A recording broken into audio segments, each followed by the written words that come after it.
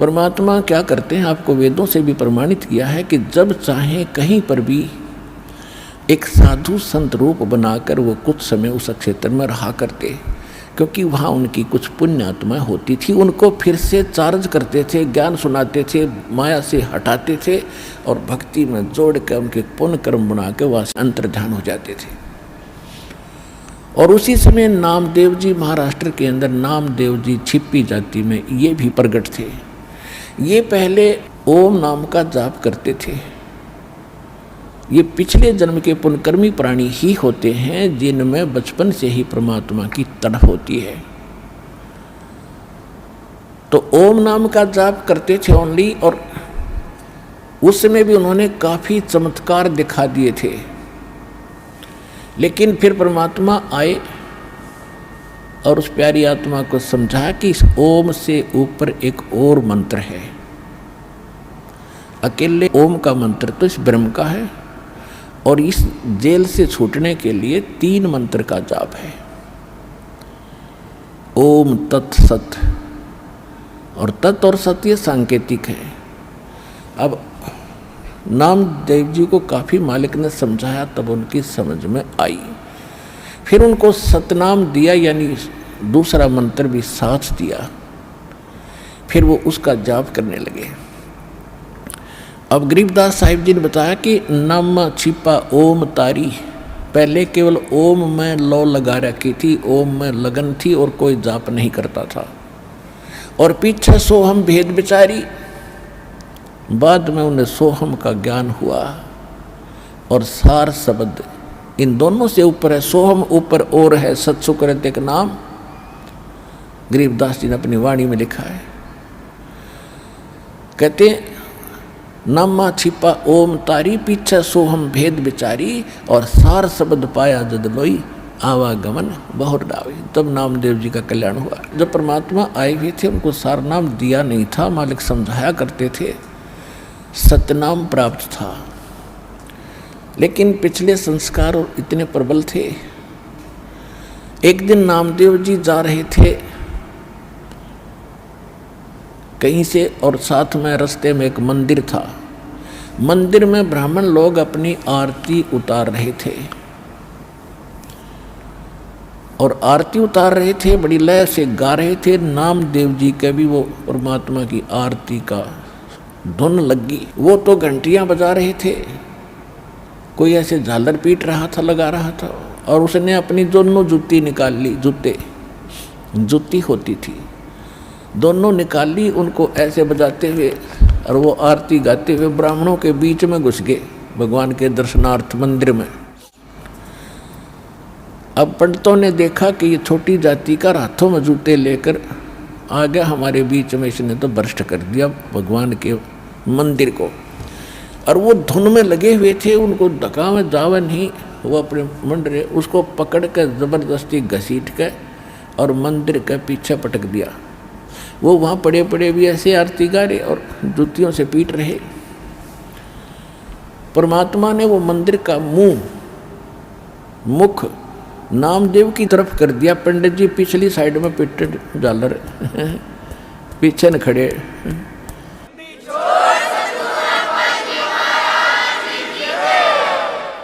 अब नामदेव जी चले गए रंका और बंका, और एक उनकी लड़की थी वंका। नामदेव जी रंका और वंका के घर अधिक जाते थे, क्योंकि वो भी परमात्मा के शिष्य थे। जब परमेश्वर साधु रूप में वहाँ आ रहे थे, गुरु रूप में रहा करते थे। अस्थायी सटे उनका कुछ समय का था वहाँ पर। तो जो ही वो उस रंका बंका के घर गए नामदेव जी, और वो लड़की उन भक्तों की, रंका और बंका की, एक पट्टी तैयार करे थी, जैसे अपने देसी औषधि बना के हल्दी कूट के तेल में पका के। नामदेव ने पूछा, बहन क्या कर रहे हो ये? वो कहने लगी, भाई तेरे खोदे हुए खड्डे आंट रही हूँ। हक मैंने क्या कर दिया कि भाई तू कतई नहीं मानता, भगवान गुरुदेव जी कितना संकेत करते हैं, भाई तुम अपनी यहाँ हंगा मत दिखाया करो, अपनी शक्ति का प्रदर्शन ना करा करो, थारा भट्ठा बैठ जाएगा। पर भाई तुम बाज नहीं आता। और भक्तों की इज्जत रखने के लिए भगवान को दुख उठाना पड़ता है।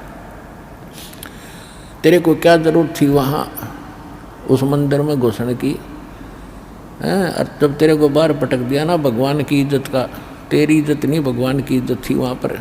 भगवान का नाम लेनिया नहीं रहे वो कोई, सबको पता था कि उसका भगत है, उस गुरु का परमात्मा नाम बदल कर वहाँ रह रहे थे। और क्या बनती बेरा तुझे, तेरे को जरा सी लगती है तू आँख नहीं खोलता। और परमात्मा ने तेरा मंदिर फेरा ना, उनके हाथों के चोट लागी, हाथ लाल हो गए, उनके जख्म हो गए। भाई गुरु बता रहे थे मेरे तीन बेटी, वो मानता कोई ना, बहुत बार समझा लिया, आज उसने ऐसे ऐसे कर दिया। और मैं वहाँ गया था, उसका मंदिर फेर के आया हूँ भक्ति की इज्जत रखने के लिए। और गुरु जी का हथम जख्म हो रहे हैं, चाल दिखाऊंगी। अब वो लेकर गए, पट्टी बांधी, नामदेव पढ़कर तरुणों में रोने लग गया, महाराज मेरे से गलती होगी। बेटा भक्ति भाव में गुरु जी के आदेशानुसार चलना चाहिए आपने। जी आगे से ऐसी कोई गलती नहीं करूँगा, मेरे से माफ़ करो। अब उसको आगे भी पढ़ाई पढ़ानी थी, ये यहाँ इसको रोकना जरूरी था, अगले भक्ति देनी थी, सार नाम देना था। इन बकवादों में सार नाम थोड़ा ही फलेगा। चुप हो गया, अगली नहीं गलती करूँगा आगे से। अब कुछ दिन के बाद नामदेव जी ने परमेश्वर कबीर जी से, जो गुरु रूप में रहते थे, उनसे कहा, महाराज ये रंका और मंका जंगल से लकड़ी लाते हैं और इनको बेचकर गुजारा कर रहे हैं, बहुत निर्धन है, झोंपड़ी भी ढंग से नहीं है, इनको कुछ धन दे दो। परमात्मा बोले, भाई ये धन ना लेते, मैं देना चाहता हूँ। ये नहीं लेते, इनको तो विष दिखाई दे है ये धन। तो नामदेव कि उनका थोड़ा सा ठीक गुजारा था, कहने लगे नहीं जी थोड़ा बहुत तो गुजारा होना चाहिए इनका, कुछ तो दे दो। परमात्मा बोले, भाई ना लेते ये, क्यों गुरु जी को हम चाहे परमात्मा आ जाए, क्योंकि वो तो विभिन्न रूप में होता, तो हम बेशक सारा कुछ मानते हैं, फिर भी नहीं रहे गुरु जी तो गुरु जी हैं। तो कहने लगे जी कुछ तो देना चाहिए इनको। अच्छा बेटा ले आज देता हूँ, तू मेरे साथ चल। अब क्या किया परमात्मा ने, अपनी सिद्धि शक्ति से गहने सोने के आभूषण अच्छे बनाए, चांदी के सोने के, और आ जा भाई इनके रास्ते में डाल देंगे, ठा ले जाएंगे। हाँ जी सही बात है। वो लकड़ी लिए आ रहे थे, वह बंका पीछे थी, रंका आगे आगे आवा था, सिर पे लकड़ियों का बंडल था।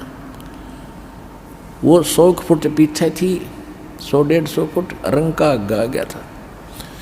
क्या किया रास्ते में, वो सोने के आभूषण डाल दिए और नामदेव और परमात्मा एक झाड़ी के पीछे बैठ गए। अब जब वो निकट आया रंग का, उसने पीछे देखा कि मेरी पत्नी आ रही है। और पत्नी औरत के अंदर आभूषणों की घनी कसक होती है, और कहीं ये किसी का धन पड़ा देखकर नीत ना डबोले, डूब जा कदे अपना कर्म धर्म बिगाड़ ले। उस पर पैर से मिट्टी डालने लग गया। अब उसने देखा बंका ने, क्या हो गया पति का, खड़ा क्यों हो गया। उसने ध्यान से देखा, हाँ ये तो इस कारण से कर रहा है। वो कहने लगी, चलो चलो जी क्यों मिट्टी पर मिट्टी डाल रहे हो, चलो चलो क्यों मिट्टी पर मिट्टी डाल रहे हो। उसके पास से दो निकल के, देखा भी नहीं उसको। तब परमात्मा बोले, बोल भाई नामदेव कैसे ढूंढने ना लेते। अब नामदेव ने सोचा भाई उसकी बुद्धि इतनी ही काम करे थी कि जी और कोई तरीका अपना लो। अच्छा भाई और भी तू कहेगा, हम वो अपना लेंगे। एक दिन क्या था, सत्संग हो रहा था, परमात्मा सत्संग कर रहे थे, रंका और बंका, ये दोनों सत्संग सुन चले गए। नामदेव भी वहीं बैठा था। उधर से क्या हुआ, वो लड़की घर पे थी और वो बाहर बैठी थी चारपाई पे। उस झोपड़ी में आग लग गई, वह दौड़ी दौड़ी आई लड़की के, माताजी पिताजी, माताजी पिताजी। कहा क्या हो गया बेटा? कि झोंपड़ी में आग लग गई, सत्संग चल रहा था और वो बताने भाग गई। तो उन्होंने पूछा बेटा क्या जल गया, क्या बच गया? कि एक चारपाई बची है बाहर, बाकी सब जल गया। कि उस चारपाई ने भी उसमें गिरा, वो बढ़ती आग में। राजा बेटी सत्संग सुन ले, न चारपाई ने ठोकर वह ना होती तो सत्संग में बात ना आनी चाहिए बेटी।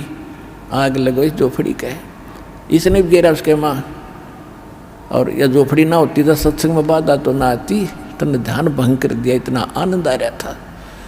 तो कहने का भाव ये है पुण्यात्माओं, फिर नामदेव की आंखें खुली, रत तेरा गजब ये भगत ऐसे होने चाहिए।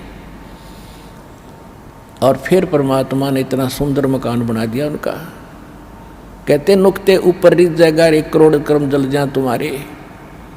तो हमने भगत बनना पड़ेगा भगवान से लाभ लेने के लिए, बकवादों से बात बने को नहीं, इतनी सी बात है।